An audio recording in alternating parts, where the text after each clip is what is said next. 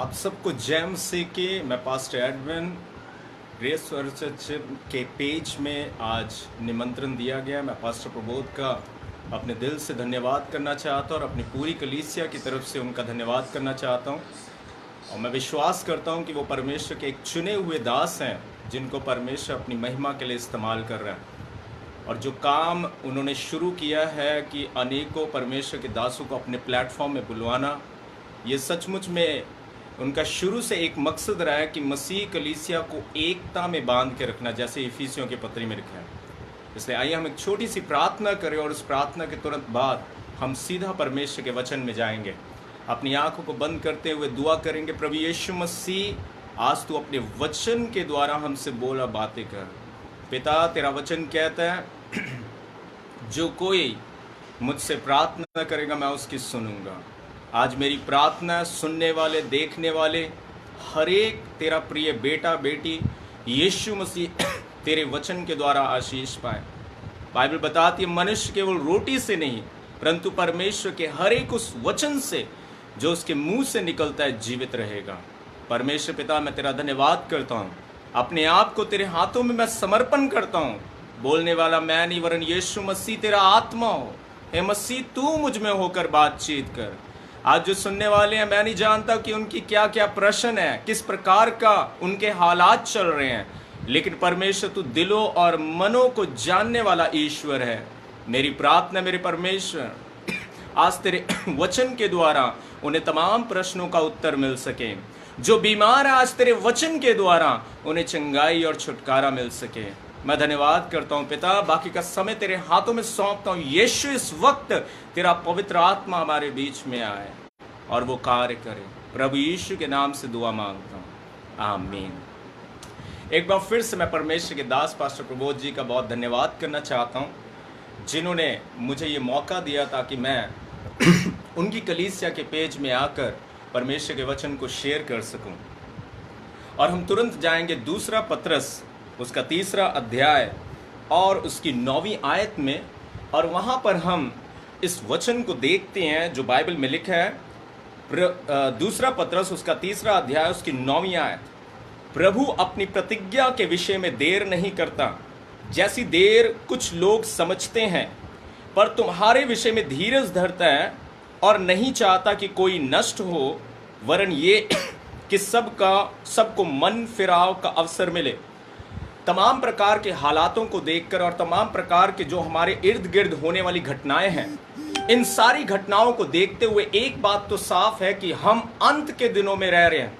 मेरे प्रियो, हम अपने आप को बिल्कुल धोखा ना दे ये सोचकर कि अभी मेरे पास बहुत बड़ा समय या बहुत लंबा समय बाकी है। हम नहीं जानते कि किस घड़ी कौन सी आफत आने वाली है। 2020 में जब कोरोना ने दस्तक दिया सारे विश्व के अंदर, कोई भी इस बात की कल्पना भी नहीं कर सकता था कि इस पृथ्वी के अंदर तमाम देशों, शक्तिशाली देशों के भी हालात इस प्रकार के हो सकते हैं। आज आप देखिए कि अमेरिका जो सुपर पावर देश है, अमेरिका की भी हालत जर्जर हो चुकी है। वहां पे इलेक्शंस हैं और वहां पे तनाव बना हुआ है। भारत में तनाव है, चाइना में तनाव है। आप देखिए राज्य राज्य के अंदर तनाव छा रहा है, जाति जाति के अंदर तनाव छा रहा है। अगर आप देखेंगे मत्ती 24वें अध्याय में परमेश्वर के पुत्र यीशु मसीह ने अंत के दिनों के बारे में जितनी भी भविष्यवाणी की, उन सारी भविष्यवाणी में से यीशु मसीह एक एक करके सारी भविष्यवाणी को पूरा करता जा रहा है। हम अंत के समय में हैं, तो भी जो आज इस संसार में रहने वाले लोग हैं, वो लोग इस अंत के समय में रहते हुए भी प्रभु के वचनों को महत्व नहीं दे पा रहे। यदि हम पौलुस की बात करें तो पौलुस ने बहुत सुंदर तरीके से बताया अंत के दिनों के बारे में, कि अंत के दिनों में किस प्रकार के लोग आ जाएंगे। और वो जो चिन्ह है जो पौलुस ने हमें बताया, जिसे हम देखते हैं 2 तिमुथियुस उसका 3 अध्याय, और यहां पर जो पौलुस ने बातें बताई हैं वो पवित्र आत्मा की अगुवाई में बताई हैं कि हर एक पवित्र शास्त्र परमेश्वर की प्रेरणा से रचा गया है। कोई भी पवित्र शास्त्र मनुष्य की अपनी इच्छा या मनुष्य की अपनी समझ के अनुसार नहीं होता, वरन परमेश्वर ही है जो अपने भक्त जन को उभारता है। ताकि वो परमेश्वर के आत्मा के उभारे जाने से कुछ बात कहे। जैसे रोमियो 8वां अध्याय में लिखा हुआ है कि आत्मा आप ही हमारी आत्मा के साथ मिलकर गवाही देता है कि हम परमेश्वर के संतान हैं। फिर गलातियों की पत्री में लिखा है कि वो पिता पुत्र का आत्मा हमारे अंदर से हे अब्बा हे पिता कह के पुकारता है। पवित्र आत्मा आज हमें अंदर से दबाव डालता है ताकि हम कुछ बात कहें। आज जितने परमेश्वर के दास इस पृथ्वी में सेवा कर रहे हैं वो इस बात को समझ पाएंगे जो बात मैं कह रहा हूं। जब पवित्र आत्मा आपके अंदर दबाव डालता है कि आप कलीसिया के लोगों को कुछ कहें, भले ही वो कलीसिया के लोगों को पसंद हो या ना हो, भले ही वो किसी बहन या भाई को पसंद हो या ना हो, भले ही उसको वो बात चुभने वाली क्यों ना लगे, लेकिन जब पवित्र आत्मा ने हमसे कोई बात करनी होती है तो बाइबल बताती है तू मुंह देखकर न्याय ना करना, तू मुंह देखकर न्याय ना करना। और पौलुस दूसरा थिमुथियुस उसके 3 अध्याय की पहली आयत से ही अंतिम दिनों की बात बताता है। और पौलुस क्या कहते हैं, पर ये स्मरण रख कि अंतिम दिनों में कठिन समय आएंगे। आप देख सकते हैं किस प्रकार से कठिन समय आ गए हैं। जाति पे जाति चढ़ाई कर रहे हैं, राज्य पे राज्य चढ़ाई कर रहे हैं। आप देख रहे हैं कि किस प्रकार चाइना जो है, चाइना कई राष्ट्रों के साथ पंगा लेने की कोशिश कर रहे हैं। आप देख रहे हैं कि किस प्रकार अमेरिका में तनाव है, बड़े बड़े सुपर पावर देशों के अंदर तनाव पाया जा रहा है। आप देख रहे हैं किस प्रकार कोरोना की महामारी से देशों के अंदर बहुत तनाव छाया हुआ है। ये सब बातें जो हैं ये अंत के दिनों की निशानी है। पौलुस ने पहले ही बताया था कि अंतिम दिनों में कठिन समय आएंगे। आज जिन दिनों के अंदर हम रह रहे हैं, हम मुश्किल हालातों के बीच में रह रहे हैं, पर परमेश्वर का धन्यवाद हो। एक गीत है, हालात बदल जाते हैं यीशु तेरे आने से। जब लाजर मर गया था उस घर के अंदर मातम छाया हुआ था। लाजर की दोनों बहनें जिसका नाम मारियम और मार्था था, वो दोनों मायूस हो चुकी थी क्योंकि उनका एकमात्र सहारा लाजर था और वो भी मर चुका था। और यीशु मसीह ऐसे मातम वाले परिवार में आया और उसने मातम वाले परिवार को एक खुशियों वाला परिवार बना दिया। यहां तक कि उस परिवार की गवाही ने पूरे यरूशलेम को हिला दिया। उस गवाही ने कितने लोगों को मन फिराने की शक्ति प्रदान की और कितने लोगों को परमेश्वर पर विश्वास करने की शक्ति प्रदान की। पौलुस कहता है कि अंतिम दिनों में कठिन समय आएंगे। दूसरी आयत में लिखा है 2 तीमुथियुस 3:2 में, क्योंकि मनुष्य स्वार्थी, लोभी, लालची, डींग मार, अपने आप को बड़ा करना, अभिमानी, घमंड करने वाला, निंदक, जो एक दूसरे की निंदा करें, माता पिता की आज्ञा टालने वाले। आज कितने लोग हैं जो माता पिता की आज्ञाओं को नहीं मान रहे। आप देख रहे हैं कितने बच्चे जो है अपने माँ बाप को घरों से निकाल रहे हैं, अपने माँ बाप का तिरस्कार कर रहे हैं, बड़े लोगों का तिरस्कार कर रहे हैं। और पवित्र शास्त्र में लिखा हुआ है कि जब बड़े तुम्हारे सामने चले तो उठ के खड़े हो जाना, तुम उसे इज्जत देना। परमेश्वर का वचन यहां तक हमसे कहता है। और आज की पीढ़ी है वो नहीं जानती कि हमें किस प्रकार से बड़े लोगों का सम्मान और इज्जत करना चाहिए। पवित्र शास्त्र साफ बताता है मनुष्य स्वार्थी हो जाएगा अंत के दिनों में, लोभी हो जाएगा, डींग मार, अभिमानी, निंदक, माता पिता की आज्ञा टालने वाले, कृतज्ञगण, जिनके अंदर किसी भी प्रकार की कोई कृपा वाली भावना ही नहीं रहेगी। और फिर अपवित्र। आप देख सकते हैं दुनिया की चाल चलन को, आप देख सकते हैं बॉलीवुड को, टॉलीवुड को, हॉलीवुड को, आप देख सकते हैं तमाम प्रकार की वीडियोस को जो सोशल मीडिया के सोशल प्लेटफॉर्म्स के अंदर जारी हैं। आप देख सकते हैं किस प्रकार से हर प्रकार की अश्लीलता आज लोगों के सामने परोसी जा रही है। पहले इन सब बातों के लिए समाज में पर्दा किया जाता था। पहले भाई बात करने से इस बात को पर्दा करते थे, बहनें इसे छिप के बात किया करते, लेकिन आज के समाज में हम देखते हैं कि किस प्रकार से अपवित्रता इस सड़कों में नजर आती है। अशुद्धता जो है घरों में नजर आता है, परिवार के अंदर भी। आप देखिए किस प्रकार से गाली गलौज की जाती है सड़कों के अंदर। जवान लड़के और लड़कियां किस प्रकार से आज का जो समाज है इस प्रकार का समाज बन गया जैसे एक सेब हो जो बिल्कुल गल गया हो या सड़ गया हो। मैं ये बातें आपको क्यों बता रहा हूं, ताकि आप इस बात पर विश्वास करें कि हम अंत के समय में रह रहे हैं। दया रहित, क्षमा रहित, दोष लगाने वाले, असंयमी, कठोर, भले के बैरी, जो लोग भला करते हैं उसी के बैरी। आज कितने लोग जो प्रभु यीशु मसीह के नाम में भलाई का काम करने की चेष्टा कर रहे हैं, आज उन्हीं लोगों का विरोध बाकी लोग कर रहे हैं। परमेश्वर के वचन में जिस प्रकार की बातें लिखी गई थी कि अंत के दिनों में ऐसा होगा, आज बिल्कुल वैसा ही हो रहा है। आज वो लोग सताए जा रहे हैं जो धर्मी हैं। और आरंभ से यह देखा गया है कि कैन जो वो दुष्ट की संतान था, कैसे कैन ने परमेश्वर के संतान हाबिल को सताया।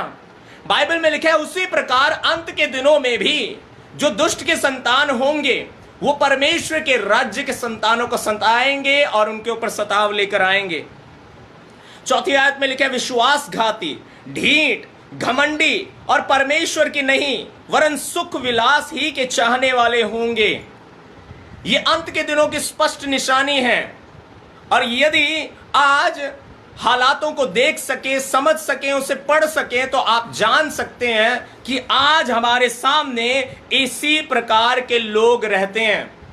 ऐसे ही प्रकार के लोग रहते हैं जिनके बीच में आज हमें परमेश्वर ज्योति का खंबा बना के रखा है। जैसे पास्टर प्रमोद जी अक्सर ये बात कहते हैं, मत्ती 5:16 में लिखा है तुम्हारा उजियाला मनुष्यों के सामने चमके कि वह तुम्हारे भले कामों को देखकर तुम्हारे स्वर्गीय पिता की जो स्वर्ग में बड़ाई करें। परमेश्वर ने हमें इस पृथ्वी पर नमक बनाकर भेजा है ताकि हम इस पृथ्वी के स्वाद को बनाकर रखें, इस पृथ्वी को प्रिजर्व करके रखें। आज धर्मियों के कारण यह पृथ्वी सलामत है।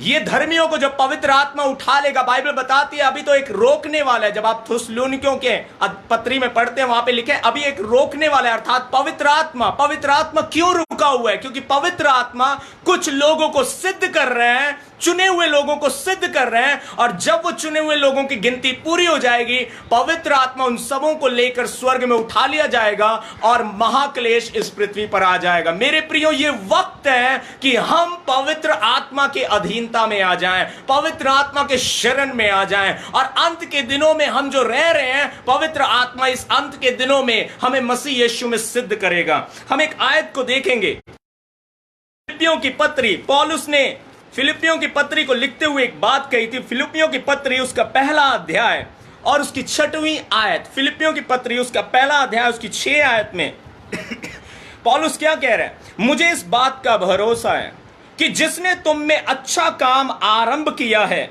वही उसे यीशु मसीह के दिन तक पूरा करेगा। यीशु मसीह का दिन कौन सा है? जिस दिन वो तुरही के शब्द के साथ आएगा, मेरी देह आपकी देह बदल जाएगी, हम सब हवा में उठा लिए जाएंगे। मेरे प्रियो, आज आप प्रभु यीशु मसीह के आगमन के दिन की बाट जो है, क्योंकि प्रभु का वचन कहता है जब तुम अंत के दिन को आते हुए देखो तो अपने सिरों को ऊंचे उठाना। हमें सत्य से अपनी कमर कस के, हमें सारे आत्मिक हथियारों से लैस होकर अपने प्रभु यीशु मसीह के लिए तैयार रहना है। उन 10 कुंवारियों में से 5 मूर्ख कुंवारियां थी जिनके पास पवित्र आत्मा रूपी तेल नहीं था, लेकिन आप उन 5 समझदार कुंवारी दुल्हन के समान बने जिनके पास पवित्र आत्मा रूपी तेल था। पवित्र आत्मा के संपर्क में वो रहते थे।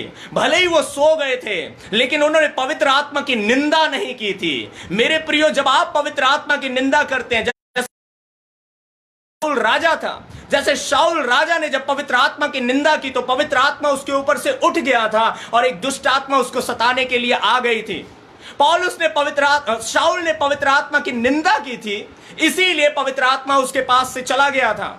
आज यदि हम परमेश्वर के आत्मा की निंदा करेंगे तो परमेश्वर का आत्मा भी हमसे दूर हो जाएगा। इसलिए बाइबल में लिखा है कि पवित्र आत्मा को शोकित मत करो। जैसे आप देख सकते हैं इफिसियों की पत्री उसका 4था अध्याय उसकी 30 आयत। ये जो जितनी भी मैं आयतें बोल रहा हूं, ये सब अंत के दिनों की रिलेटेड आयतें हैं मेरे प्रियो, क्योंकि ये अंत का दिन है। बाइबल में लिखा है समय पर कहा हुआ वचन असरदार होता है। मैं जानता हूं कि ये अंत का समय है, इसलिए मैं अंत के समय के डार्ट को शूट कर रहा हूं, अंत के समय के तीरों को शूट कर रहा हूं, ताकि किसी मनुष्य का मन फिराव हो सके। हालेलुया। परमेश्वर का आत्मा आज हम सबको कायल करने के लिए तैयार है, ताकि हम अपने जीवन में गंभीर हो जाएं। आज ये नहीं कि केवल परमेश्वर के दासों को गंभीर होने की जरूरत है, आज परमेश्वर के नाम पर विश्वास करने वाले हर एक बेटे और बेटी के अपने लाइफ में गंभीर होने की जरूरत है। ये केवल पास्टरों की या इवेंजलिस्ट की या परमेश्वर के 5 प्रकार की सेवकाई के अगुओं की ही सिर्फ जिम्मेवारी नहीं है कि वो परमेश्वर के राज्य के लिए गंभीर हो जाए, बिल्कुल नहीं। ये परमेश्वर के नाम, परमेश्वर के पुत्र यीशु मसीह के नाम पर विश्वास करने वाले हर एक विश्वासी का कर्तव्य है कि वो अब से अपने जीवन में गंभीर हो जाए, सीरियस हो जाए अपने जीवन में। बाइबल में लिखा है जो अंत के दिन तक ठहरा रहेगा, स्थिर रहेगा, वही जीवन का ताज पाएगा। मेरे प्रियो, इफिसियों 14 अध्याय उसकी 30 आयत, परमेश्वर के पवित्र आत्मा को शोकित मत करो। शाऊल ने शोकित किया, पवित्र आत्मा उस पर से उठा लिया गया। शिमशोन ने शोकित किया, पवित्र आत्मा उस पर से उठा लिया गया। बालाम ने शोकित किया, पवित्र आत्मा उस पर से उठा लिया गया। मेरे प्रियो, हम भी पवित्र आत्मा को शोकित ना करें। पवित्र आत्मा जो है आज हम सबसे प्रभु के वचन के अनुसार जीवन जीने के लिए अगुवाई कर रहा है। वो हमारी अगुवाई कर रहा है कि हम परमेश्वर के वचन के अनुसार अपने जीवन को जिए। जब पवित्र आत्मा आपको दस्तक दे तो आप अपने मन को कठोर ना करें। बाइबल में क्या लिखा है? परमेश्वर के पवित्र आत्मा को शोकित मत करें, जिससे तुम पर छुटकारे का दिन यानी कि रैप्चर, हालेलुया, हम उठाए जाने का इंतजार कर रहे हैं मेरे प्रियो। और रैप्चर वो दिन है जो छुटकारे का दिन है। उस छुटकारे के दिन के लिए छाप दी गई है। ये पवित्र आत्मा की मोहर जिनके ऊपर होगी वो परमेश्वर की तुरही फूंकने के दिन उठा लिए जाएंगे। आइए उस तुरही के शब्द को भी सुन लें। पहला कुरिन्थियों उसका 15वां अध्याय, आप जब पहला कुरिन्थियों उसका 15वां अध्याय देखेंगे, वहां पर एक स्पेशल ट्रम्पेट का जिक्र है, स्पेशल तुरही का जिक्र है। पहला कुरिन्थियों उसका 15वां अध्याय और उसकी 51 आयत और उसकी 52 आयत को हम पढ़ रहे हैं।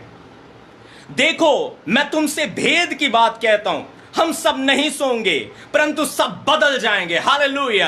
आज चाहे आपका शरीर कमजोर हो, आज बूढ़े होने से आपके शरीर में रिंकल्स आ गए हो, शायद शरीर में आपके फुंसी हैं, दाने हैं और आपकी शक्ल अच्छी नहीं है, आप सांवले हैं, आप काले हैं, लोग आपका मजाक उड़ा रहे हैं देखकर, लेकिन आप प्रभु यीशु मसीह के नाम पर विश्वास करें, उसके साथ साथ चलते रहे। मैं आपको सच बताता हूं कि परमेश्वर ने हमारे लिए एक स्वर्गीय घर, स्वर्गीय देह तैयार की है, जिस देह का नूर इतना अधिक है कि परमेश्वर के स्वरूप और समानता में वो देह बनाई गई है। हालेलुया। बाइबल साफ बताती है, 52 आयत में लिखे हैं, और ये क्षण भर में पलक मारते ही अंतिम तुरही फूंकते ही होगा। जब तुरही फूंकी जाएगी तो क्या होगा? क्योंकि तुरही फूंकी जाएगी और मुर्दे अविनाशी दशा में उठाए जाएंगे और हम बदल जाएंगे। हालेलुया। एक गीत है, आखिरी नरसिंगा फूंका जाने वाला है, तेरा मेरा सबका यीशु आने वाला है, तू कहां होगा? आज ये सवाल हम सब के लिए, हम कहां पे होंगे? प्रभु अपनी प्रतिज्ञा के विषय में देर नहीं करता। आज पवित्र आत्मा साफ साफ कलीसियाओं को ये अगुवाई कर रहा है कि कलीसिया सत्य से अपनी कमर को कस ले, पवित्र आत्मा की मोहर को अपने ऊपर ले, अपने आप को सेव करे, अपने आप को सिक्योर करे।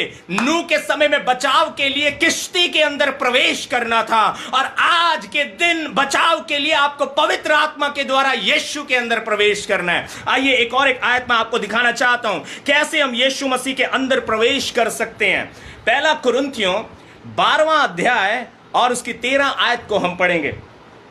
पहला कुरिन्थियों 12वां अध्याय और उसकी 13 आयत यहां पे लिखा है, क्योंकि हम सब ने, क्या यहूदी हो क्या यूनानी, क्या दास हो क्या स्वतंत्र, एक ही आत्मा के द्वारा एक देह होने के लिए बपतिस्मा लिया और हम सबको एक ही आत्मा पिलाया गया। ये एक ही देह जिसके अंदर होने के लिए हमारा बपतिस्मा हुआ है, वो प्रभु यीशु मसीह की देह है। मेरे प्रियो, हम इस देह में प्रभु यीशु मसीह के पवित्र आत्मा के बपतिस्मा के द्वारा दाखिल होते हैं। जब तक एक विश्वासी को पवित्र आत्मा का दान ना मिले, जब तक एक विश्वासी पवित्र आत्मा से परिपूर्ण ना हो जाए, तब तक वो मसीह की देह का सदस्य नहीं बनता। हालेलुया। देखिए एक आयत को देखिए। मैं बहुत सारी आयतें इसलिए बता रहा हूं ताकि आपको पता लगे कि हम परमेश्वर के वचन से बात कर रहे हैं। देखिए इफिसियों की पत्री उसका पहला अध्याय और उसकी 23 आयत में कलीसिया के विषय में क्या लिखे हैं। अगर आप समझते हैं कि मैं चर्च का एक हिस्सा हूं, अगर आप समझते हैं कि मैं कलीसिया का एक हिस्सा हूं, तो बाइबल यीशु मसीह बाइबल में क्या कह रहे हैं। 23 आयत में लिखा है, इफिसियों पहला अध्याय उसकी 23 आयत, ये उसकी देह है। किसकी देह? यीशु मसीह की देह है। ये उसकी देह है और उसी की परिपूर्णता है जो सब में सब कुछ पूर्ण करता है। हम सब मिलकर मसीह की देह बनते हैं। कोई हाथ है, कोई पैर है, कोई हृदय है, कोई नाक है। हम सब के सब यीशु मसीह के देह के अंग हैं मेरे प्रियो। और हम सब यीशु मसीह के देह के हिस्से तब तक नहीं बनते जब तक कि हम पवित्र आत्मा का बपतिस्मा ना पाएं।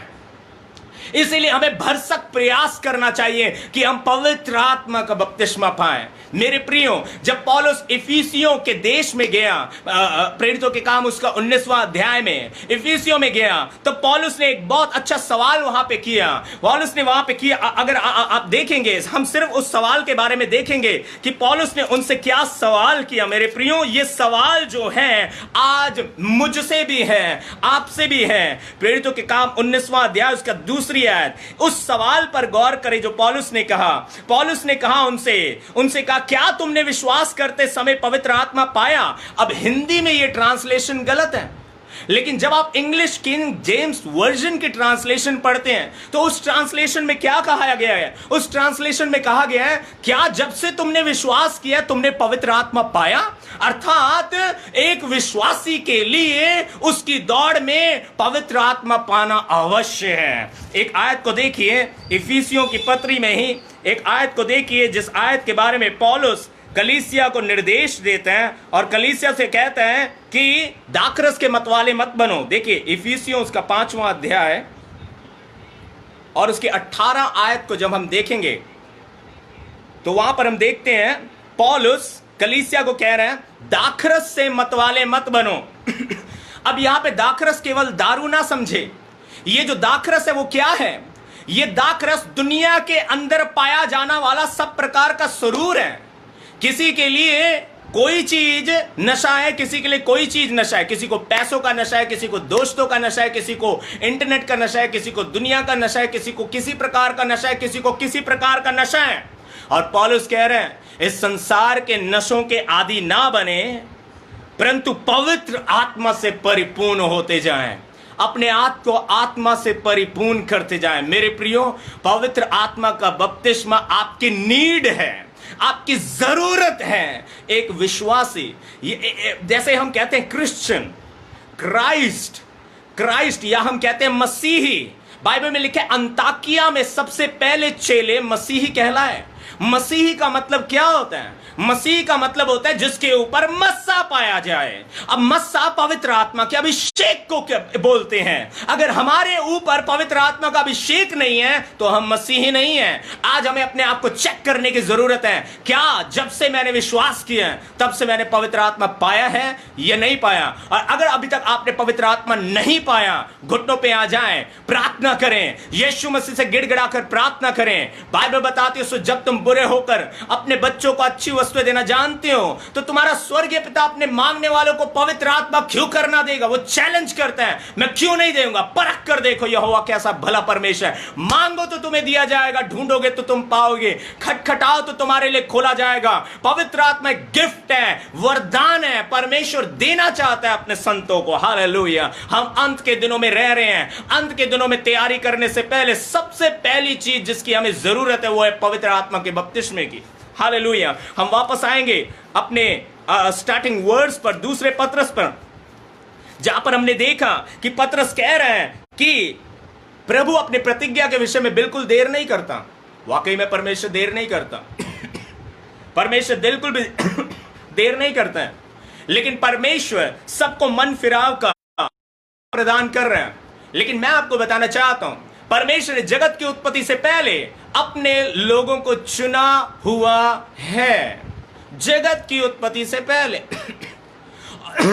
और वो चुनो हुओं को बाड़े के अंदर आने का समय प्रदान कर रहे हैं। जैसे आप इफिसियों, हम बार बार इफिसियों की पत्री में आ रहे हैं, जैसे आप इफिसियों उसका पहला अध्याय और उसकी 4थी आयत को जब आप पढ़ेंगे तो वहां पर लिखा हुआ है कि परमेश्वर ने हमें जगत की उत्पत्ति से पहले चुन लिया है।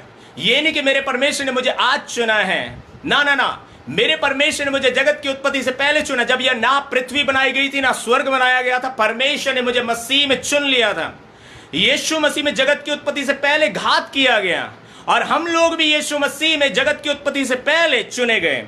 इफिसियों का पहला अध्याय उसकी 4 आयत, जैसा उसने हमें जगत की उत्पत्ति से पहले उसमें चुन लिया कि हम उसके निकट प्रेम में पवित्र और निर्दोष हों। मेरे प्रियो, आप इस बात को जानें, हमें परमेश्वर ने अपने पुत्र प्रभु यीशु मसीह के द्वारा चुन लिया है। हमारे चुने जाने का कारण क्या है? हमारे चुने जाने का कारण हम नहीं है, हमारे चुने जाने का कारण परमेश्वर का प्रेम है। परमेश्वर का प्रेम, यूहन्ना रचित सुसमाचार उसके 3 अध्याय उसकी 16 आयत में लिखा है, परमेश्वर ने जगत से ऐसा प्रेम किया कि उसने अपना इकलौता पुत्र दे दिया, ताकि जो कोई उसके नाम पर विश्वास करे वो नाश ना हो परंतु अनंत जीवन पाए। परमेश्वर ने जितनों ने प्रभु यीशु मसीह के नाम पर विश्वास किया, परमेश्वर ने उन्हें अपनी संतान कहलाने का अधिकार दिया, अर्थात परमेश्वर ने उनको गोद ले लिया।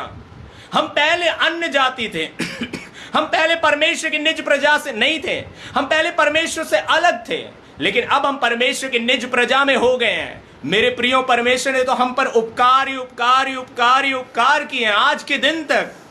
और परमेश्वर अब इस अंत के समय में क्या कह रहे हैं? गंभीर हो जाएं, पवित्र आत्मा से परिपूर्ण हो जाएं, क्योंकि अब यह अंत का समय है। अपने आप को तैयार करें, पवित्र आत्मा के द्वारा तैयार करें अपने आप को। हालेलुया। आइए एक वर्ष को हम पढ़ेंगे प्रकाशित वाक्य से।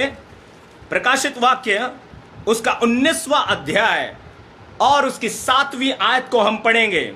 7वीं और 8वीं आयत यहां पे लिखा है, आओ हम आनंदित और मगन हो और उसकी स्तुति करें, क्योंकि मेमने का विवाह आ पहुंचा है और उसकी दुल्हन ने अपने आप को तैयार कर लिया है।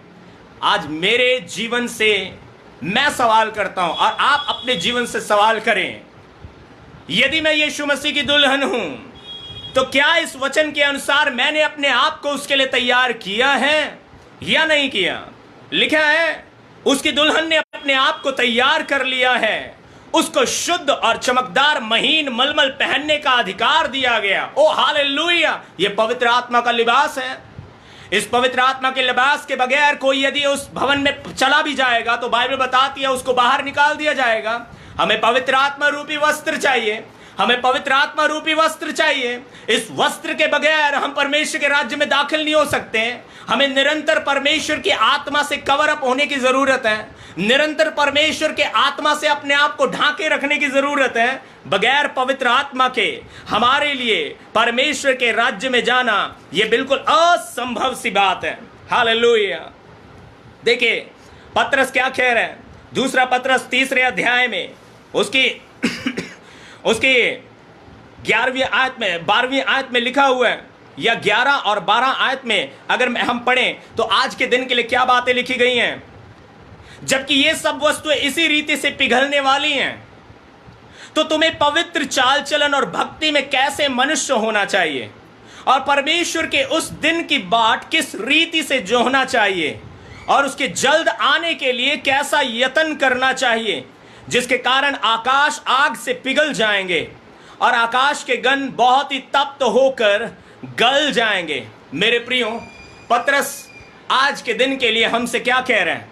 आज के दिन लिए हमसे कह रहे हैं कि जबकि तुम्हें मालूम है कि अंत के समय में कौन सी बातें होने वाली हैं, तो अपने चाल चलन को पवित्र करें, अपने चाल चलन को पवित्र करें, जैसे पौलुस ने रोमियो उसके 12वें अध्याय में भी लिखा है। मेरे प्रियो, हम निकालेंगे रोमियो की पत्री उसका 12वां अध्याय और उसकी पहली 2 आयतों को। रोमियो 12वां अध्याय उसकी पहली 2 आयतों को। इसलिए हे भाइयों, ये हम सबसे ये बातें कर रहे हैं, इसलिए हे भाइयों मैं तुमसे परमेश्वर की दया स्मरण दिलाकर विनती करता हूं कि अपने शरीरों को जीवित, क्योंकि बाइबल में लिखा है जीवित, हर जीवित ही परमेश्वर की आराधना कर सकते हैं। आज चर्च में कितने लोग परमेश्वर की स्तुति, देखिए चर्च में स्टेज पे खड़े होकर आराधक लोग आराधना कर रहे होते हैं, स्तुति कर रहे होते हैं, लेकिन नीचे बैठे लोग कुछ तो सुस्त होते हैं, ताली तक नहीं बजाते, उनके होंठ तक नहीं हिलते। और बच्चों का एक गीत है, हालेलुया हालेलुया कहिए साडे लगदे नहीं रुपये। लेकिन वो लोग ऐसे प्रकट करते हैं जैसे हमारे बहुत सारे रुपए लग रहे हैं आराधना करने के लिए। आप जानते हैं वो क्यों आराधना नहीं कर पा रहे? क्योंकि वो अंदर से मृत हैं, मरे हुए हैं, और उन्हें पवित्र आत्मा के बपतिस्मे की जरूरत है। क्योंकि जिस आत्मा ने यीशु को मरे हुओं में से जिलाया, वही आत्मा आज पाप में मरे हुए लोगों को भी यीशु मसीह में जिला के जिंदा कर देगा। और जब वो जिएंगे, उनके अपने आप हाथ उठेंगे, वो अपने आप चर्च में प्रार्थना करेंगे। क्यों आज पास्टर को जरूरत पड़ती है कि लोगों से कहे तुम प्रार्थना करना, तुम आराधना करना, तुम तालियां बजाओ, तुम अपने हाथों को उठाओ, तुम आमीन कहो, तुम हालेलुया कहो। यदि आपके अंदर परमेश्वर का आत्मा है तो आत्मा आपको उभारेगा, आत्मा आपको उभारेगा, ताकि आप अपने आप हाथ उठाएं, अपने आप हालेलुया चिल्लाएं। आप शांत नहीं रह सकते यदि आपने पवित्र आत्मा का बपतिस्मा पाया। पवित्र आत्मा आपको वाइल्ड कर देगा, पवित्र आत्मा आपको खूंखार बना देगा। आप जानते हैं आप कौन है? आप धर्मी जवान शेर के बच्चे हैं। हालेलुया। आप जवान शेर की नाई दहाड़ेंगे, आपकी चिल्लाहट से शैतान थरथराएगा और कांपेगा, क्योंकि आपका प्रभु यीशु मसीह भी यहूदा का शेर है और उसने हमें भी बिल्कुल ऐसा ही बनाया। मेरे प्रियो, रोमियो उसका 12वां अध्याय उसकी पहली आयत, इसलिए हे भाइयों मैं तुमसे परमेश्वर की दया स्मरण दिलाकर विनती करता हूं कि अपने शरीरों को जीवित और पवित्र और परमेश्वर को भावता हुआ बलिदान करके चढ़ाओ, यही तुम्हारी आत्मिक सेवा है। आज लोग उपवास नहीं रख सकते, वो अपने शरीर को मार नहीं सकते। आज किसी को कुछ कह दो, वो अपने आप को दीन और नम्र नहीं कर सकते। अब बाइबल में साफ लिखा है, मुझसे सीखो। यीशु मसीह ने कहा मुझसे सीखो, क्योंकि मैं नम्र और मन में दीन हूं। आज मुझे ऐसा बनने की जरूरत है। हालेलुया। बाइबल साफ बताती है परमेश्वर को भावता हुआ बलिदान करके चढ़ाए। परमेश्वर को भावता हुआ बलिदान क्या है? एक समर्पित जीवन परमेश्वर के लिए एक उत्तम बलिदान है। हालेलुया। एक समर्पित जीवन, जब आप परमेश्वर के सामने आकर समर्पण कर देते हैं, प्रभु मेरा शरीर, प्रभु मेरा प्राण, प्रभु मेरी आत्मा अब तेरी है, जैसा तू चलाएगा वैसे मैं चलूंगा। हम देखेंगे उस आयत को भी, लेकिन पहले उसकी दूसरी आयत 12 की 2 को भी देखते हैं। यानी कि इस संसार के सदृश बने ना बनो। बात साफ बताते, इस संसार के जैसे ना बनो, परंतु तुम्हारे मन के नए हो जाने से। अब देखिए, मैं आपको बताऊंगा आपका मन कैसे नया होता है। परंतु तुम्हारे मन के नए हो जाने से तुम्हारे चाल चलन भी बदलता जाए। और हमने देखा, पतरस ने कहा कि अंत के समय में तुम्हारा चाल चलन पवित्र होना चाहिए। यह चाल चलन पवित्र नहीं होगा जब तक कि आपका मन पवित्र ना हो जाए, और आपके मन के नए हो जाने से तुम्हारा चाल चलन भी बदलता जाए, जिससे तुम परमेश्वर की भली भावती और सिद्ध इच्छा अनुभव से मालूम करते रहो। मेरे प्रियो, इसमें एक भेद छिपा है, और जो भेद है वो ये है, जब तक आपकी चाल चलन पवित्र नहीं होती, आप परमेश्वर की भली भावती और सिद्ध इच्छा को जान नहीं सकते। हालेलुया। आपको परमेश्वर की मर्जी, आपको परमेश्वर का प्लान जो यिर्मयाह 29:11 में है, क्योंकि यहोवा की ये वाणी है कि जो कल्पनाएं मैं तुम्हारे विषय करता हूं उन्हें मैं जानता हूं, वो नुकसान की नहीं तुम्हारे फायदे की हैं, और अंत में तुम्हारी आशाओं को मैं पूरी करूंगा। हम उसकी मर्जी को तब तक जान नहीं सकते जब तक कि हम अपनी चाल चलन में पवित्र ना हो जाएंगे। आइए एक आयत को देखिए, इब्रानियों की पत्री और उसका 12वां अध्याय और उसकी 14 आयत। इब्रानियों की पत्री उसका 12वां अध्याय और उसकी 14 आयत। सबसे मेल मिलाप रखो और उस पवित्रता के खोजी हो जिसके बिना कोई प्रभु को कदापि ना देखेगा। जब तक मेरी चाल चलन पवित्र ना हो जाएगी, जब तक आपका चाल चलन पवित्र ना हो जाएगा, तब तक आप परमेश्वर की मर्जी को जान नहीं पाएंगे। आज लोग सवाल करते हैं, परमेश्वर की मेरे जीवन के लिए क्या इच्छा है, परमेश्वर की मेरे परिवार के लिए क्या मर्जी है, परमेश्वर की मेरी चर्च के लिए क्या मर्जी है। मेरे प्रियो, पहले हम अपनी चाल चलन को पवित्र करें, परमेश्वर अपनी मर्जी हम पर अपने आप प्रकट कर देगा। यीशु मसीह ने कहा जब सत्य का आत्मा आएगा वो तुम्हें आने वाली बातें बताएगा और वो तुम्हें सत्य का मार्ग बताएगा। हालेलुया। पवित्र आत्मा वफादार है, विश्वास योग्य है। आज वो हमसे बात करने के लिए तैयार है, आज वो अपनी मर्जी को हम पर प्रकट करने के लिए तैयार है। लेकिन सबसे पहले वो मेरे जीवन से क्या चाहता है कि एडविन अपने चाल चलन को पवित्र करे। आपके जीवन से क्या चाहते हैं कि आप अपने चाल चलन को पवित्र करें। जब हमारी चाल पवित्र हो जाएगी हम अपनी इन आंखों से अपने प्रभु का दर्शन पाएंगे। हालेलुया। जैसे अब्राहम के पास मलकिसिदक याजक के रूप में यीशु मसीह आकर खड़ा हो गया, उसने अपनी इन्हीं आंखों से अपने प्रभु का दर्शन पाया। जैसे शमौन ने जब उस बालक यीशु को खतने के वक्त उठाया तब उसने उस बेटे को पहचान लिया, ये यीशु मसीह है, मेरा उद्धार करता है। हालेलुया। आइए देखिए जो आत्मा जो हमारा मन किस प्रकार से नया होता है, इस चीज को भी हमने देखना है। क्योंकि हमने रोमियो उसका 12वां अध्याय उसकी दूसरी आयत में क्या लिखा, तुम्हारे मन के नए हो जाने से। हे मेरे परमेश्वर, मेरा मन कैसे नया होगा? पास्टर जी मेरा मन कैसे नया होगा? मैं आपको बताना चाहता हूं रोमियो उसका 5वां अध्याय और उसकी 5वीं आयत रोमन्स 5:5 में लिखे हैं, और आशा से लज्जा नहीं होती। परमेश्वर के ऊपर उम्मीद रखने से आप शर्मिंदा नहीं होंगे। मेरे प्रियो, परमेश्वर से उम्मीद रखे रहें। आप उम्मीद का दामन कभी भी ना छोड़ें। आप यीशु मसीह के पल्ले को कभी भी ना छोड़े। उस औरत को जिसकी निंदा की गई, जिसको यीशु मसीह ने कहा कि बच्चों की रोटी कुत्तों को देना अच्छी बात नहीं है, वो औरत ढीठ बनकर यीशु के सामने खड़ी रही और उसने कहा कि फिर भी कुत्ते जो है वो बच्चों के मेज से गिरे हुए चूर चार को खाती है। और फिर यीशु मसीह ने कहा, मैंने ऐसा विश्वास इजराइल में भी नहीं पाया है। हे नारी, तेरे विश्वास के अनुसार तेरे साथ। तो उसकी बेटी से दुष्ट आत्मा तुरंत निकल गई। मेरे प्रियो, आपका विश्वास, परमेश्वर आपके विश्वास का आदर करता है। देखिए यहां पे क्या लिखा है, और आशा से लज्जा नहीं होती, क्योंकि पवित्र आत्मा जो हमें दिया गया है उसके द्वारा परमेश्वर का प्रेम हमारे मन में डाला गया है। अर्थात पवित्र आत्मा जो है वो हमारे मन में उंडेला गया है। हालेलुया।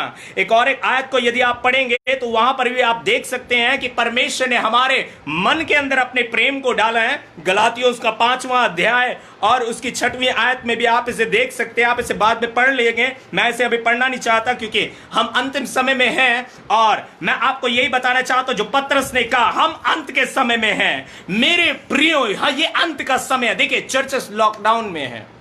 चर्चेस में जिस प्रकार की भीड़ लगती थी आज वो कम होती जा रही है। आप जानते हैं क्यों?